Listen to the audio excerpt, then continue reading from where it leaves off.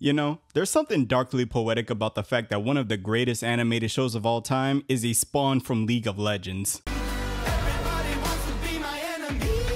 Alright folks, it's here. It's finally here. The day we've all been waiting for. Arcane Season 2 is finally out. In an internet age full of skibbity toilets and brain rot, leave it to Arcane to come back and show everybody what the true definition of peak is. Because boy, was the start of Season 2 nothing less than peak fiction. I know there's gonna be a lot of new fans that get into Arcane through Season 2 because of how big it is and how much is being promoted now, but I don't really think I could put into words just how much of an experience it was to experience Season 1 when it first came out. Like, let's be 100% honest, I think we're in a good space now, but video game adaptations historically sucked. And then Arcane came out of nowhere and completely flipped that narrative on its head. So much to the point where if you didn't really pay attention to advertising, you might not have even known that this was based on League of Legends. I sure didn't. I'll be the first one to tell you I have never played League a day in my life. But that was the beauty of Arcane. You didn't even need to know anything about League of Legends to be able to appreciate the masterpiece that was Season 1. This show was top tier in any metric you could judge it, from storytelling to character development to animation, because my god, this show is beautiful beyond belief. And finally, after a long 3-year wait, Season 2 is out. Or, you know, at least the first 3 episodes of Season 2. I've seen this confuse a lot of people, but if you didn't already know, they're dropping Season 2 into 3 acts. Act 1 is the first 3 episodes that just came out. Then next Saturday, they're dropping the next 3 episodes, and then the Saturday after that, they're dropping the final 3 episodes of the season. And some people are complaining about that, but in all honesty, I'm all here for it. It could be worse. We could get the Invincible Season 2 schedule. But now that I literally just finished the first 3 episodes, I wanted to go through them and discuss it with you guys. And obviously heavy spoilers, so if you don't want to get spoiled, I guess you should go watch the first 3 episodes, but in all honesty, I feel like if you're here, you know what you signed up for. So I'm kind of spitballing here because my mind is still racing after the ending of Season 3, so let's start with the destruction of the council. One thing I really love about the storytelling in Arcane is how it doesn't waste any time. We pick up right where we left off at the end of Season 1. Seeing the aftermath of Jinx's attack on the council was just devastating, and it really showed that any chance of peace that people were working for in Season 1 is completely out the window. Mainly because she killed not 1 but 3 council members, with one of them being Cassandra, Caitlyn's mom. And look, maybe I'm the only one that feels this way, y'all can let me know if I'm the only one, but I actually like Cassandra as a character. I thought she had a really cool dynamic with Caitlyn, playing that role of that stuck-up mom that doesn't agree with their kids' life choices, but in all actuality just wants the best for them. And y'all can't tell me she didn't look so badass in that scene where she kicked down the door holding the sniper. So seeing that she was one of the 3 council members that ended up dying was sad to me and really made the moment hit a little harder. Especially since I hated the rest of the council. Like, if I'm just being honest, they either felt really annoying or they just weren't that important. Outside of Mel, Heimerdinger, and Jace, most of them really felt irrelevant most of Season 1. And while I was sad that Cassandra died, from a writing perspective, I'm glad they did it. One thing I really applaud Arcane for is how it never shied away from killing off important characters. It never shied away from letting people know that the stakes are real and people can die. In Season 1, as much as fans loved Vander, his death really showed you that, oh, nobody is safe in this story. And even looking at a character like Silco, who I spent an entire season saying, man, they need to take this guy down, when his death finally came, it was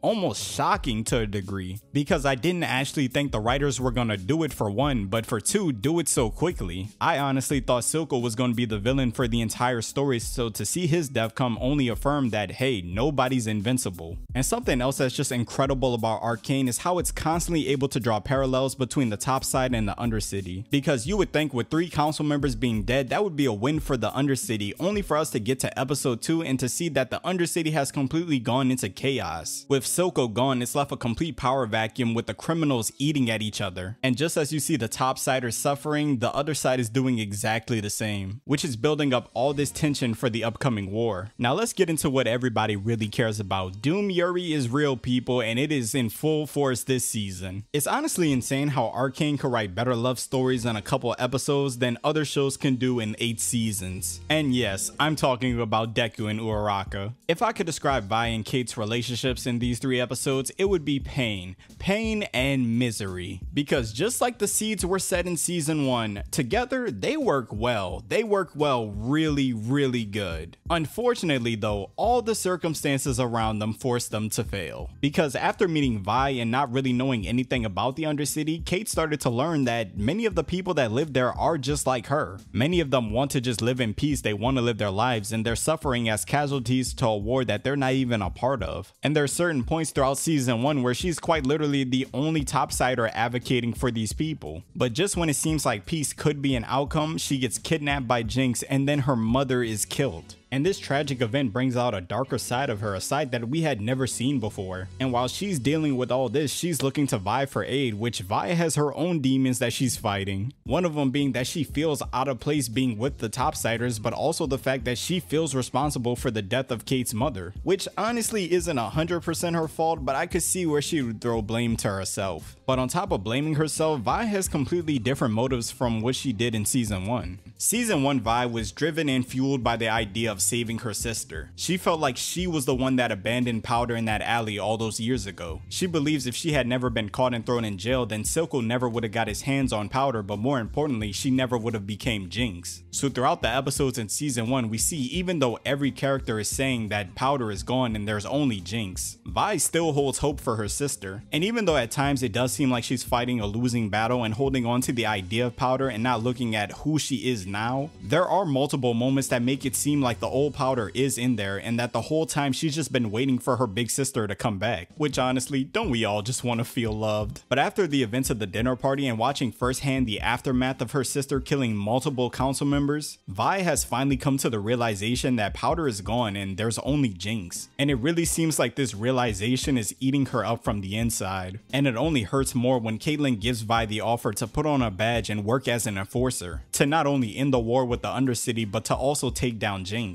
Which is honestly a crazy situation to be put in, because not only would you be taking down your sister, but you would also be doing it as part of the system that killed your parents. And even though Vi does start working with the enforcers, she slowly starts to realize that Kate is starting to become more and more vicious. Which, I mean, if we're being honest, might be a little bit reasonable when you're raiding criminals. But after confronting Kate about this, we do get the long-awaited kiss scene, which honestly just melts my heart. Unfortunately though, in a world like Arcane, the kids can't be happy for too long. Because after failing to capture Jinx and Vi getting in her way, we get one of the most heartbreaking breakup scenes I've ever seen in animation. But hey man, I guess that's what a situationship does to you. Speaking of trauma, our girl Jinx is back, showing once again why she's not only best girl, but also why she's the coolest character in the entire show. Safe to say, Jinx is going through it because she essentially has no purpose. She killed her adopted father, and just when she thought she was going to get her sister back in her life, everything went completely wrong. And now on top of that, Jinx is the most wanted person in the entire Undercity. And you can really feel this sense of numbness in her character throughout these first 3 episodes. In season 1, she was really energetic and sporadic, almost a control type of crazy. But now she's colder and more calculated. There's even a huge difference in the way they animate her in season 2. She is way paler compared to season 1. And this is only amplified after Jinx finds out that Vi took up Caitlyn's offer and joined the enforcers. The scene where Vi and the rest of her team breaks into Jinx's workshop and Jinx slowly realizes that Vi is the one wearing the suit, wearing the mask, was just heartbreaking. Because yes, the enforcers did kill their parents, but we gotta also remember one of the biggest reasons why Jinx and Vi's reunion didn't work out well is because Jinx thought that Vi was working as an enforcer. She thought that Caitlyn had influenced her to go against her own people. The people that they're supposed to hate, the people that ruined their lives. So to see her sister in full-fledged gear, badge and all, leading a charge to capture her, it's almost like Vi lied about everything she said to her before. And can I just say, the voice actor for Jinx is amazing, because that scene of her having a mini breakdown in the alley after escaping was just top tier. Something else that I really like that they're doing with Jinx's character is getting her new allies. Her and Savika teaming up in the alley wasn't just one of the coolest fights this season so far, but it's one of the coolest fights in the entire series. I dare to say it's up there with Echo versus Jinx. But I always really thought those two had a really interesting dynamic in the first season that just didn't really get that much time to be fleshed out. But it seems like the writers are going all the way in with it this season. I also really like how they introduced this dynamic of Jinx taking on this orphan child as an apprentice figure. Similar to how Silco saved her in the alley, she saved the orphan from a bunch of thugs. Now, I don't really know how this season's gonna play out, but I do have a feeling, and I don't know why, but I just feel it really strongly that Jinx isn't gonna survive to the end of this. And as much as I want to be wrong about that, if that is the case and that ends up happening, it would be cool to see Jinx end up turning into more of a symbol and less than a person, and see this child kind of adapt the idea of becoming the new Jinx or a young Jinx. And one of the biggest reasons why I say Jinx might not survive to the end of this is because throughout these 3 episodes, they have been heavily emphasizing that a war is coming this season. War was a concept that was introduced in the later half of season 1, but this season, they're going all the way in with it. So much to the point where anytime I see this giant Amazonian woman on my screen, I just know violence is coming. I gotta say, even though Mel's mother isn't my favorite character in the entire show, she definitely left one of the biggest impacts in season 1. Every time she showed up on screen, it was nothing but aura and that little tingle in the back of your head going, oh,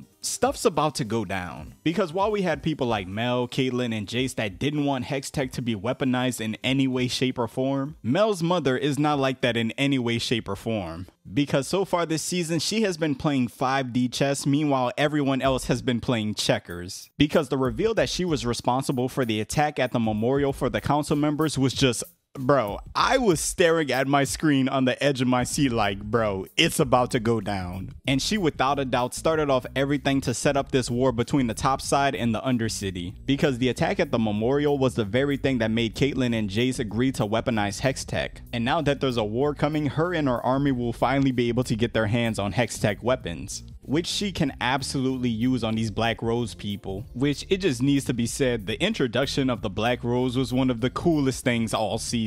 Especially the scene where they took out the secretary and kidnapped Mel. The animation team was just going crazy. Now let's talk about Jace for a second, because outside of Jinx, Jace has my favorite story in all of Arcane. And you wanna know what's crazy? I started rewatching Arcane again for the 3rd time because I wanted to catch up on everything to get ready for season 2, and I really realized that Jace has one of the best stories in all of the show. And I went online to hear other people's opinions about Jace, his character, and his story as a whole, only for me to find out that Jace is one of the most hated characters in all of the show. And I'm not exaggerating, people genuinely hate this man more than they hate characters like Silco, which is so insane to me. But then one of my friends told me that if you played League of Legends, you would understand because of his lore, so I guess I'll leave it up to that. But regardless, season 1 of Arcane did an amazing job showing the concept of the golden boy gone wrong. Jace was a dreamer, he was idealistic, he had big plans for the future, and more importantly than anything else, he wanted to help people. And with the help of Heimerdinger and Victor, he was able to be put in the position to accomplish many of his dreams, creating the Hextech and innovating society in the city of Piltover to a place that they didn't even think that they could go. For God's sake, they put this man on a mug and called him Mr. Progression. So it's pretty safe to say that Jace was getting things done. But midway through season 1, we saw that the more powerful Jace became, the more influence he obtained and the more responsibility that was thrown on him. Completing his duties as a leader began to completely contradict the same values that even put him in this position. With the threat of war around the corner, Jace was being pressured more and more to have Hextech be weaponized, which completely went against the values and ideas that him and Victor had when they created the technology. So at the start of season 2, we see these same concepts and ideas come back in full force as Jace essentially abandons every principle that he had holding him back. Instead of keeping his promise to Victor to destroy the Hextech, he uses it to keep Victor alive. And while it does keep Victor alive, it changes his body forever into this weird, magical, I don't really know what this is. Do we have any League fans up in here? Does anyone have an explanation as to what this is? All I know is that this same episode, Victor broke up with Jace and then went on to become the Lord of the Bums, which, a crazy breakup story. But then we also see that Jace just completely abandons his ideas of using Hextech as a weapon, creating Hextech rifles and gauntlets for Caitlyn's squad. And man, I don't know if anyone else noticed this, but this scene where Jace was creating the weapon was just top tier cinematography and symbolism. We see Jace conflicted as he's creating the weapon. Then the camera cuts to the cup with Jace's face on it that says Mr. Progression. Then the camera cuts to Victor's face, who's still being kept alive by the Hex Core because of Jace, showing that Jace not only broke his word about not weaponizing Hextech, but also broke his word to Victor. Now, I don't have much to say about this, but I do want to speak on it because I enjoy the dynamic so much. But Jace, Heimerdinger, and Echo is just, bro, The best trio so far, the best trio going on in Arcane. Echo has always been such an interesting character to me because he truly is what everyone else is trying to be. A good leader, selfless, intelligent, and most importantly, he doesn't let the bad things that happen to him affect how he treats other people. Him teaming up with Heimerdinger is just comedy gold for one, but now that Jace is in the mix, I love this dynamic between Heimerdinger's old pupil and now his new pupil. Because while Jace does have good intentions, his ideology is objectively flawed. He believes that if he progresses technology, as a result, everyone will live better lives. But he completely ignores the fact that while he's progressing the topsiders are still oppressing the Undercity, which is something that Echo acknowledges. He understands that there's a system at play, and while that system is still allowed to be active, neither side can truly be at peace. And I'm just so excited to see more out of their story because for the little screen time that these three have had together, it has just been peak. But overall, I definitely say that season 2 of Arcane came out swinging and it did not miss. Everything that was great about the first season only carried over to the second season, and it's like it didn't skip a beat at all. But if I was to have one criticism about the season so far, I would have to say that there are so many plots going on. Between the stuff with Vi, Cade, Victor and Jace, Echo and Heimerdinger, and now the stuff with the war, plus they're adding in the Black Rose, like there's just so much stuff going on. And look, don't get me wrong, I think the writers can handle it. I don't think we're gonna see a situation where the series wraps up and there's so many unanswered questions. I think everything's gonna be answered perfectly, but it does feel a little overwhelming at times how we're constantly switching from story to story to story. But regardless, Arcane season 2 has been a great watch so far. Act 2 comes out next Saturday, so if you haven't seen the first 3 episodes, what are you even doing? Go watch them. And make sure you really go enjoy them because I promise you, I'm going to be so sad once this series is done and over with. Love each and every one of y'all for checking out another video. Make sure to like, comment, subscribe, and hit that notification bell to be notified when I upload my next one. And until then, it's been your boy CornXV, and I'm off this. Up in this tank, yeah, it's over. Turn on bus mask up like coke. Pull up in Rovers, it's over. Bitch, I'm cheese Sosa, this coke. Llama, it can't want no hoes. Bottle, what can't let me pour. High as fun, just like a float. Wanna glow up, let me show you. V long, dog.